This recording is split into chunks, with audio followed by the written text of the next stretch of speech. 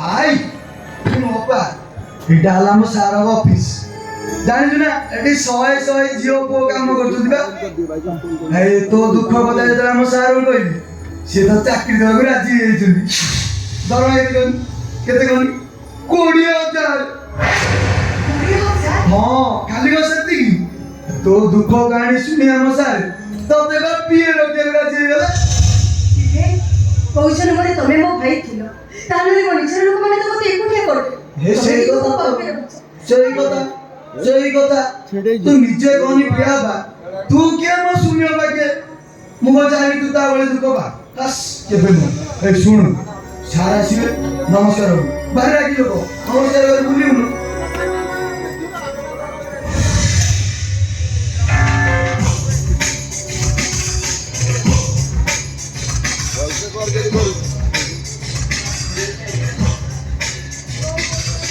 Sir କେମିତି ମନେ ପକେଇଲ?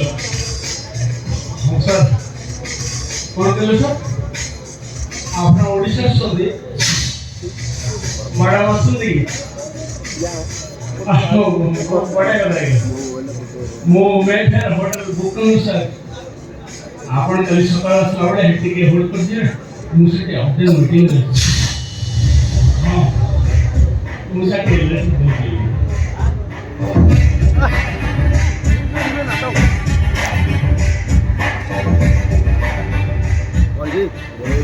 ଚାଲ ଚାଲ ଚାଲ ଚାଲ ମୁଁ ପରେ କଥା ସାର୍ ନମସ୍କାର। କ'ଣ ହଉଛି ସାର୍ ନମସ୍କାର। ଇଏ ହଁ ସାର୍ ନମସ୍କାର।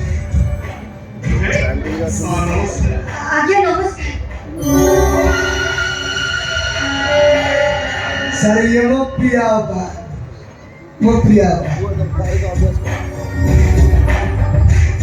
କୋଉ ପ୍ରିୟା? ମୁଁ ବା ସାର୍ ଜାଣିଛି ଆପଣ ଏଇ ଯୋଉ ଏକ୍ସାଇଜ ଷ୍ଟେସନ କାମ ଆରମ୍ଭ ଯୋଉ ବ୍ୟସ୍ତ ସବୁ ଭୁଲି ଯାଉଛନ୍ତି।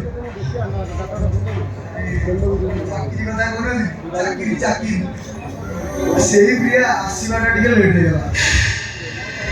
ଆରେ ତମେ ଲେଟ୍ କରିଦେଲେ ମୁଁ 10 ଦିନ ଅପେକ୍ଷା କରିକରି ମୁଁ ଦୁଇ ବାକି ଜଣକୁ ଆପଣଙ୍କୁ କରିବେ।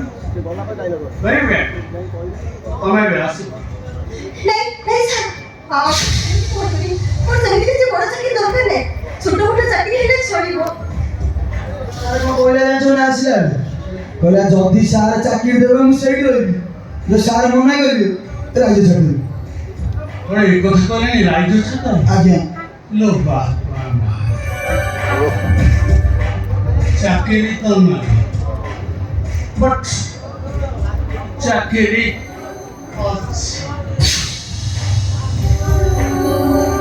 ବାଥରୁମ୍ ସଫା ଚାକିରି ସେ କ'ଣ ପାରିବ। ତୁ କହିଲେ କ'ଣ? ଚାକିରି ଯିଏ କରିବ ସେ କ'ଣ ତୁ କହିବୁ? ମୁଁ ପାରିବି ସାର୍, ପାରିବି। ମୁଁ ଯେ ବୁଲି ବୁଝିଲେ ଭଲ ଲୋକ, ମୁଁ ସବୁ କିଛି କରିପାରିବି। ବାଥରୁମ୍ ସଫା ଚାକିରି ସେଥିରେ ଶାଢ଼ୀଟାକୁ କ'ଣ ଏମିତି ପିନ୍ଧିଲେ ଚଳିବ?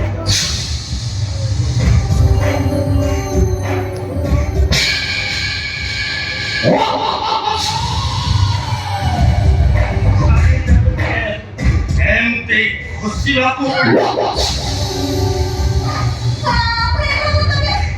ବାଥରୁମ୍ ସଫା ଚାକିରି, ବାଥରୁମ୍ କାମ କଲାବେଳେ ବ୍ରସ୍ ଧରିକି ସେତେବେଳେ ଏଇ ବାଥରୁମ୍ ସେ ବାଥରୁମ୍, ସେ ବାଥରୁମ୍ ଏ ବାଥରୁମ୍।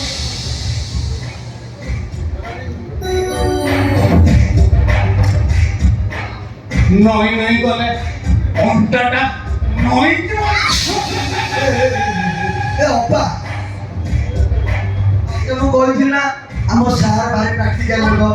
କହିଲୁ କଥାରେ କମ କାମରେ ଟିକେ ଅଧିକ ଦେଖାନ୍ତି। ଖରାପ ହଉଥିଲ ଅପା, ଆମ ସାର୍ ସମ୍ମାନ ଦେବରେ ନାରୀକୁ ଏକ ରେକର୍ଡ ଅଛି ତାଙ୍କର।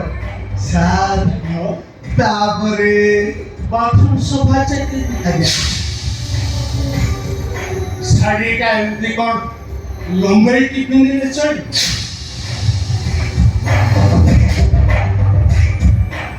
ଶାଢ଼ୀଟାକୁ ଟିକେ ଆଣ୍ଠୁ ଉପରକୁ ଏମିତି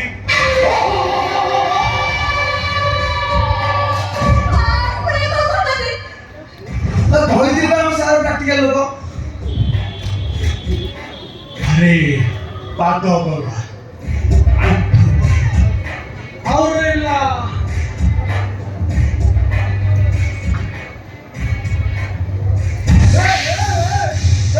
ଶୁଣ ମୋ ଚାକିରି ଦରକାର ତମର ସେ ଟଙ୍କା ବି ଦରକାର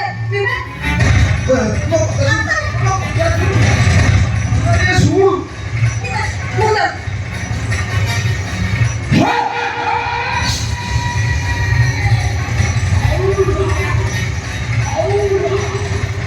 କୁଆଡ଼େ ଯାଉଛୁ ପ୍ରିୟା ପ୍ରଧାନ?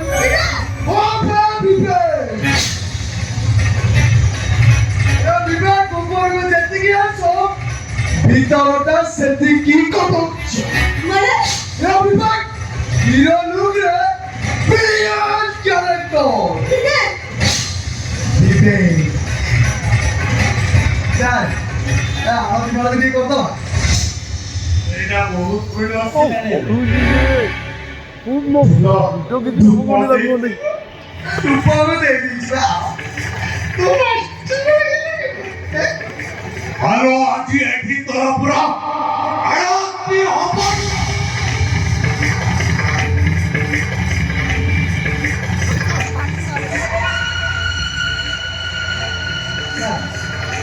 ଘଣ୍ଟଟା ଖାଲି ଖାଲି ଘଣ୍ଟନ ହେବା ଶଙ୍ଖ ବାଜିବ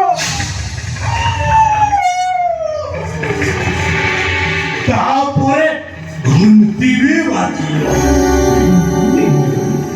ତାପରେ ଯାଇ ଭୋକ ଲାଗିବ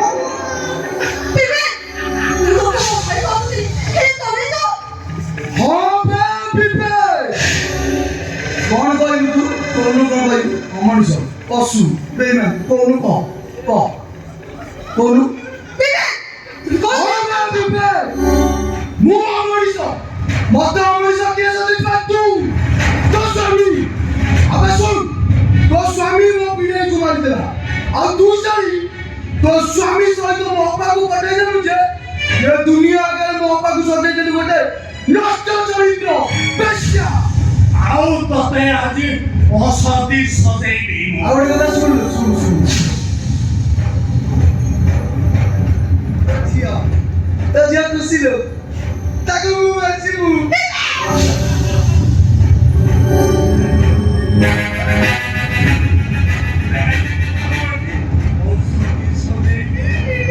ସାର୍ ଡେରି କରନ୍ତୁନି ପୋଗଡ଼ ବାସି ହେଇଯିବ ମନ୍ତ୍ର ପଢ଼ନ୍ତୁ ସାର୍ ନା ମୋର ଟିକେ ଡାଇଲଗ ମନେ ପଡୁଛି ଏବେ ସାର୍ ହେଇଯାଉ ଯୋଉ ହିନ୍ଦୀ ଫିଲ୍ମର ଗୀତଟା আর নাটাকে ম্যাচ করছে ଆଜ୍ଞା ପ୍ରିୟା ও ବଢ଼ିଆ ହବ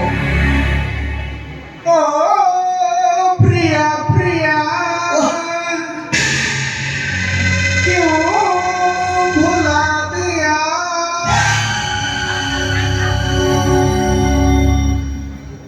I love you Priya I love you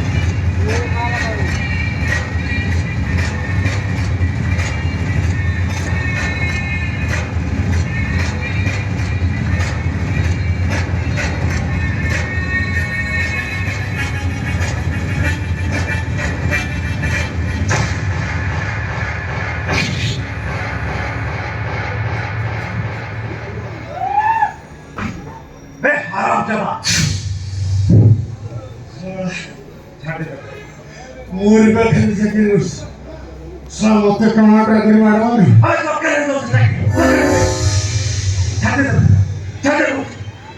ଚାକିରି ନଦେଲେ ତୋ ପରିବାରଟା ମରିଯିବ পড়ে যাচ্ছে আগে দাও ছেড়ে চিরাও সাইডে তুমি কি হবে আমাকে তোরা কি হবে মুখ ফেরাত মো খড় ধরো শুনো মোর তে স্বামী আহাতি কি মু কাହାର স্ত্রী নୁହଁ ମୁଁ ଏଠି ଚାକିରି କରିବାକୁ ଆସିଛି କାହିଁକି ନା ମୋର ଟଙ୍କା ଦରକାର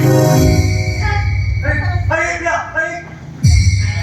अरे सारे कोण जाऊ अरे मो କଥା କିଛି ଶୁଣ ତୁଆରେ ଯାଉଛି ଦେଖିବାକୁ ଚାହୁଁଛ